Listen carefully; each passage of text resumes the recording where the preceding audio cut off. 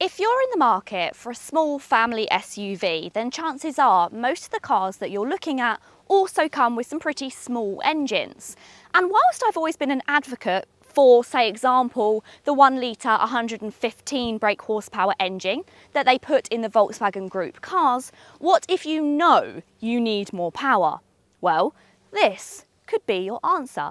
This is the new Honda Civic ZR-V, and underneath the bonnet it gets the same engine that you get in the Honda Civic. That means over 180 brake horsepower. Plus, it's a strong hybrid, so you get some impressive fuel economy figures. So what's the catch? Well, it's quite pricey. The new ZR-V starts from just under £39,500, with top spec models tipping over the 40,000 mark. So is it worth the money?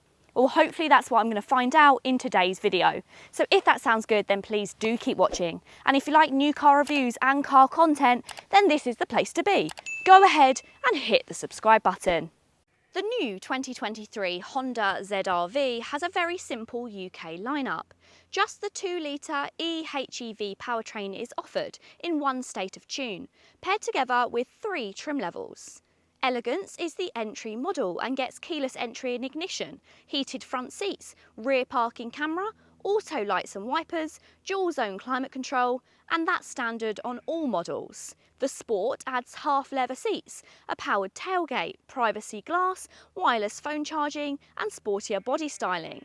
Lastly, the Advanced adds full leather upholstery, a panoramic opening sunroof, electric seats, heated steering wheel, head-up display, heated rear seats and adaptive headlights. The ZR-V may be a new nameplate for Europe, but it's not a new nameplate for the rest of the world. The existing ZR-V has already been on sale, for example, in Australia for over a year.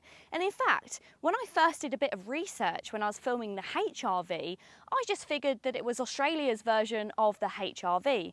But I've since learned that the Z is slightly bigger and sitting below the CR-V. The front of the car is actually based off of the Honda Civic, with the rear coming from the CR-V, meaning you get a combination of sporty driving dynamics, but also practicality, which we'll go into in a moment. The model that I have is the Sport trim, which I think is by far the best looking model, because you get a honeycomb grille and you also get quite a dynamic front gloss black bumper. It's also shaped around the new air vents, which have been purposely built for the ZR-V to make it more aerodynamic. You also get a set of LED front headlamps, which are adaptive if you go for the top spec advanced model. All versions get 18-inch alloy wheels as standard, but they have slightly different alloys depending on spec. In this Sport trim, you get a gloss black pair of alloys, and if you go for the top spec advanced car, they become diamond cut. If you're wanting to get a glimpse of the ZR-V yourself, well, you can do that by registering your interest in the John Banks showroom event. I'll pop all the details in the description box. Compared to, say, for example, the Honda Civic, the ZR-V has a much softer design approach. In fact, it reminds me a lot of a blend between perhaps the Puma and the Ford Kuga, and I don't think that's necessarily a bad thing. Ford have always built some very palatable cars, and they've seemed to have forgotten that. So, whilst they're ditching some of their designs, I think it's probably a good thing that Honda are starting to pick it up. That's going to work in their favour, if you ask me. It's got quite a stylish rear end. Because I've gone for the Sport trim, you do get blacked out rear windows and you get a gloss black rear bumper with those chrome tailpipe surrounds. Of course, they're not completely physical, but there are 2 tailpipes behind both of those surrounds. Inside the boot, you'll find 380 litres of space. If you go for the top spec advanced trim, you also get a premium sound system, so it drops to 370. Now, there are some rivals with more boot space, but I think for most people it's going to be more than practical. And as you can see, you've got a nice flush load lip, so getting things in and out is really easy. The main disappointing thing, however, is it doesn't get the magic seats that you get in the Honda HR-V, which is a really nice practicality, especially when carrying wheelchairs. Inside the back, space is pretty good. Legroom is really decent. I'm around 5'5" and I've still got plenty of legroom, and I've got a nice amount of headroom as well. But above and beyond practicality, where the ZR-V has a lot of its rivals tipped is in the quality of the rear. Everything is really soft. You've got some very nice materials on the rear doors, and you also get 2 USB-C charge ports, which isn't always a given in this class, and you get a rear armrest with a couple of cup holders, though this is a little bit flimsy. But overall, the back is quite a nice place to be. There's actually a lot to like about the interior of the ZR-V. I was quite pleasantly surprised because if you've watched my Civic review, you'll know that I don't like this new honeycomb air vents. I actually think it looks a little bit like chicken wire. But if you go for the sport version, it's a little bit darker. It's finished in a dark chrome. It's a lot less offensive. There also seems to be a bit less of it than on the Civic. You still get the wonderful physical climate control dials, which I'm so pleased to see. And you even get some physical buttons for your heated seats. Down the centre console, which you do have a conventional centre console, there's lots of areas for storage. You've got a little bit of storage up front for your mobile phone, which if you go for the sport trim and above is wireless charging. You get 2 cup holders up the front here. You get a little bit of storage underneath, so that's where you could pop your mobile phone once again. And you do have both USB-C and USB charging, which is really nice to see.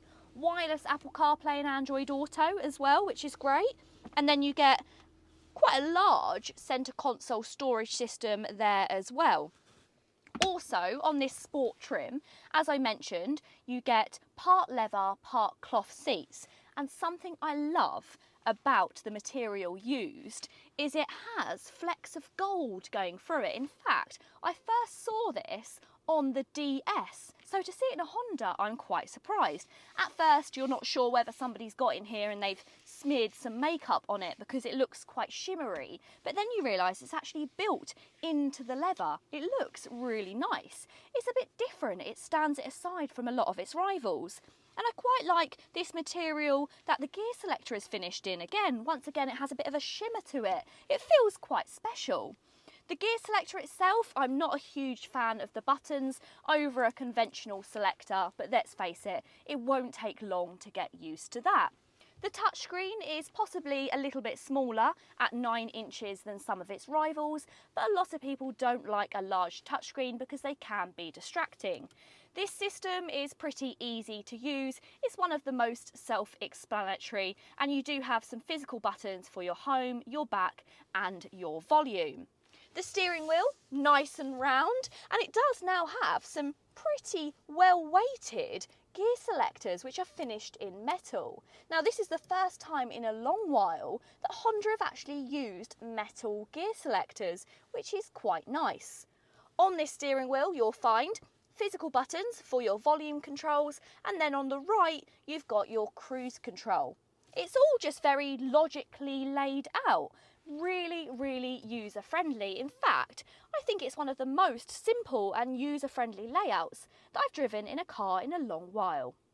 Honda has worked some real magic with this engine. Shared with the Honda Civic, the 2-litre petrol hybrid is truly the best of all worlds. When compared to previous generation Honda engines, it's more efficient than the 1-litre petrol, of course also more powerful, but it's more powerful and faster than the 1.5-litre petrol, and it has more torque than even the diesel, making it a serious crowd pleaser. I was blown away with the engine in the latest Civic, and the great news is that this is almost identical to that car, delivering a way above average 181 brake horsepower with a 0 to 62 time of approximately 8 seconds. Although this does vary slightly depending on specification. This engine provides ample power for effortlessly reaching higher speeds, with noticeably leaner performance than pretty much all of its rivals. As well as the engine, the gearbox has also been lifted from the Civic, and that means it's an e-cvt. Now, the mention of CVT has just turned a lot of people off of the new ZR-V, but needn't worry because the key is in the E part, because this isn't a conventional CVT gearbox as we know and, well, loathe. The key is in the E part. The ZR-V doesn't actually have gears, well, not in a conventional sense. It replaces traditional gears with a pair of variable width pulleys connected by a metal belt. This allows for an infinite number of gear ratios and seamless transfer of power between the engine and wheels. By adjusting the width of the pulleys, the e-cvt gearbox optimises the engine performance and fuel efficiency. The result is a smooth and constant flow of power without any jerky gear changes, providing a comfortable and efficient driving experience, worlds away from the standard CVT box. Honda have always prided themselves on having cars which are really good fun to drive, and that is true, but it also means that sometimes they prioritise a sportier setup when it comes to their drives. That means that around town, the Honda ZR-V can be a little bit unsettled if you've got a particularly not very nice bit of road, and let's face it, that's like 99% of the UK right now. I can't see it being too much of an issue to not want to live with it, but just be aware that there are softer suspension SUVs out there. Once you get out onto the motorway, the ZR-V remains pretty good. It's a little bit noisier than I was expecting. There's quite a lot of noise outside of the cabin, road noise and engine noise. There are more refined cars in this class. But I always think that a lot of the time I'm noticing that because I don't have any radio on, and how often do you actually drive a car without the radio on? Once you've got these things, I can't see it being a problem at all, but it's definitely something to be aware of. Whilst I think that Honda have offered a really well-rounded product in the ZR-V, which has far better driving and engine refinements than both the HR-V, CR-V and pretty much all of its rivals, I think that Honda have almost shot themselves in the foot by not having a cheaper entry-level car. A bit like the Kia Sportage, for instance. They have a really cheap entry-level car. No one buys it, but it hooks customers in, it gets customers interested. And my tip would be, if you are looking at buying a small family SUV, make sure you spec every single model up to exactly what you wanted. That's between engine and also equipment. And once you do that, I think you'll find that if you're looking for a more powerful economical engine, well, then the ZR-V is going to look pretty good value for money. But what do you think? Would you go for the ZR-V, or would you still opt for one of its top-selling Kia Sportage or Nissan Qashqai rivals? Let me know in the comments down below. If you have enjoyed the video, please go ahead and give it a big thumbs up. If you want to see more, hit the subscribe button. And don't forget, if you wanted to see the ZR-V for yourself, then you can do that by registering for the showroom event that John Banks are putting on. I'll pop it all down in the comments down below. Thank you so much for watching, and until next time, bye.